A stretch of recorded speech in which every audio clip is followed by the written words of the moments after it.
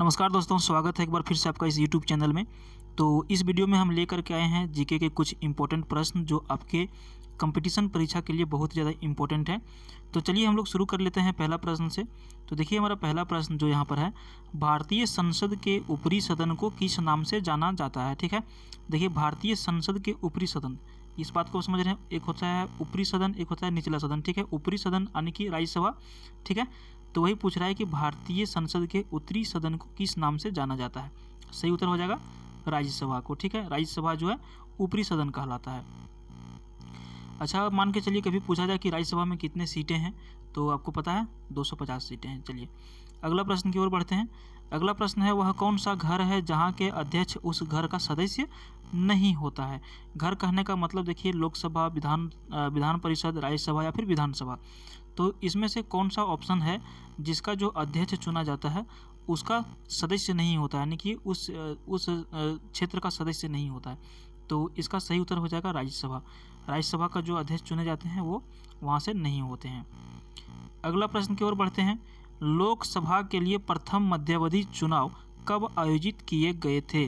तो देखिए लोकसभा के लिए जो प्रथम मध्यावधि चुनाव जो किया गया था, ये किया गया था सन 1971 ईस्वी में। ठीक है, यानी कि ऑप्शन ये यहाँ पर सही है। अगला प्रश्न है, भारत सरकार का वित्त विधेयक कहाँ प्रस्तुत किया जाता है। बहुत इंपॉर्टेंट प्रश्न है। तो देखिए भारत सरकार का जो वित्त विधेयक है ये कहाँ पर प्रस्तुत किया जाता है, फिर पारित किया जाता है। तो सही उत्तर हो जाएगा ऑप्शन सी, निचला सदन। और अभी हमने आपको बताया कि ऊपरी सदन किसको कहते हैं, राज्यसभा को, और निचला सदन किसको कहते हैं, तो निचला सदन कहा जाता है लोकसभा को। ठीक है, तो ऊपरी सदन और निचली सदन दोनों आप समझ गए। क्वेश्चन क्या था, भारत सरकार का वित्त विधेयक कहाँ प्रस्तुत किया जाता है। सही उत्तर हो जाएगा ऑप्शन सी, निचली सदन में। अगला प्रश्न हमारा है, लोकसभा के अध्यक्ष के रूप में नामित किया गया है, यानी कि जो लोकसभा का जो अध्यक्ष है उसका क्या काम है, किस चीज़ के लिए उसको नामित किया जाता है, किस चीज़ के लिए उसको चुना जाता है।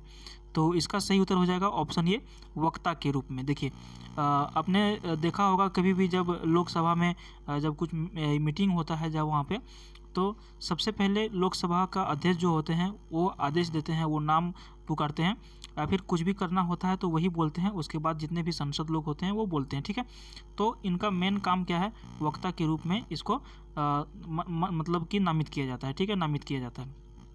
चलिए अगला प्रश्न की ओर बढ़ते हैं। किन राज्यों में लोकसभा का केवल एक सदस्य है, यानी कि चार ऑप्शन आपके सामने है, राजस्थान, मध्य प्रदेश, सिक्किम या फिर उत्तर प्रदेश। इनमें से कौन सा राज्य है जिसमें सिर्फ लोकसभा का एक ही सीट है। ठीक है, तो सही उत्तर हो जाएगा ऑप्शन सी, सिक्किम।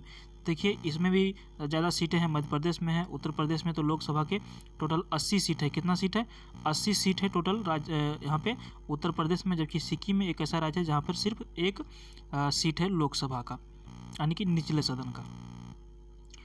अगला प्रश्न है, किस भारतीय राज्य की पहली महिला मुख्यमंत्री थी। तो ऑप्शन आपके सामने है, उत्तर प्रदेश, मध्य प्रदेश, सिक्किम या फिर अरुणाचल प्रदेश। इनमें से किस राज्य की प्रथम मुख्यमंत्री जो बनी थी, महिला बनी थी, वो कौन सा राज्य था। ठीक है, सही उत्तर हो जाएगा ऑप्शन ये, उत्तर प्रदेश।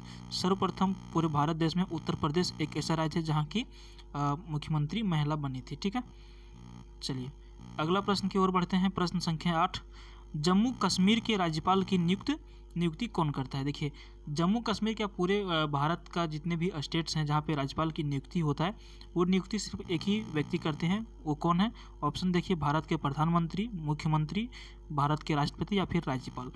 तो इसका सही उत्तर हो जाएगा ऑप्शन सी, भारत के राष्ट्रपति।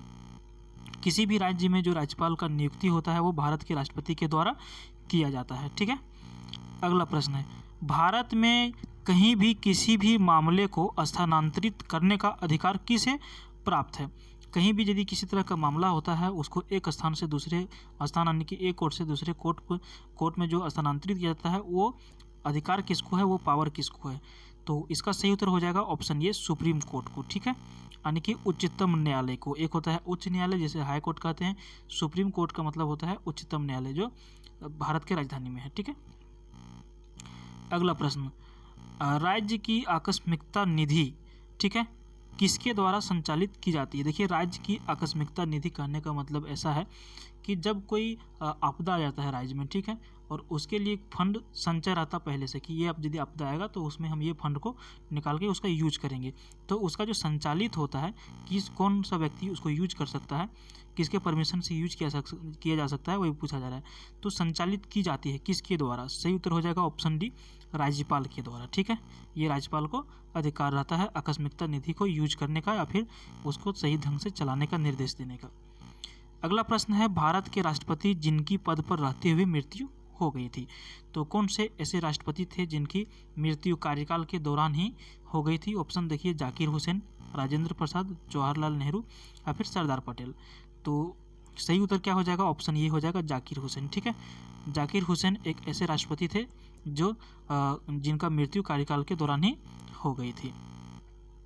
प्रश्न संख्या 12 है, भारत का पहला ब्रिटिश वायसराय कौन था? बहुत इंपॉर्टेंट प्रश्न है और बहुत बार इसको रिपीट किया गया है। ठीक है, तो इसका सही उत्तर हो जाएगा ऑप्शन सी, लॉर्ड कैनिंग। भारत में जो पहला ब्रिटिश वायसराय जो बने थे वो लॉर्ड कैनिंग बने थे। अगला प्रश्न है, भारत का सबसे लंबा गलियारा कौन सा है या फिर कहाँ पर है? ठीक है, तो सबसे लंबा जो गलियारा है वो है रामेश्वरम मंदिर का कॉरिडोर, यानी कि ऑप्शन ये यहाँ पर सही हो जाएगा। एक प्रश्न पूछा जाता है कि रामेश्वरम मंदिर कहाँ पर स्थित है। अगर यदि आपको इसका आंसर पता है तो कमेंट बॉक्स में जाइए और वहाँ पे कमेंट कीजिए, देखते हैं कितने लोग इसका सही आंसर कर पाते हैं। क्वेश्चन क्या है? रामेश्वरम मंदिर कहाँ पर स्थित है। क्वेश्चन यहाँ पे क्या पूछा जा रहा था कि सबसे लंबा गलियारा कौन सा है, तो रामेश्वरम मंदिर कॉरिडोर। ठीक है, अगला प्रश्न है, वर्ष 2014 में शांति के लिए नोबेल पुरस्कार किसने जीता था?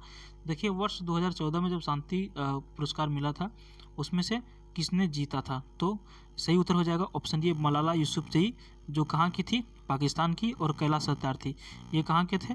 ये भारत के थे।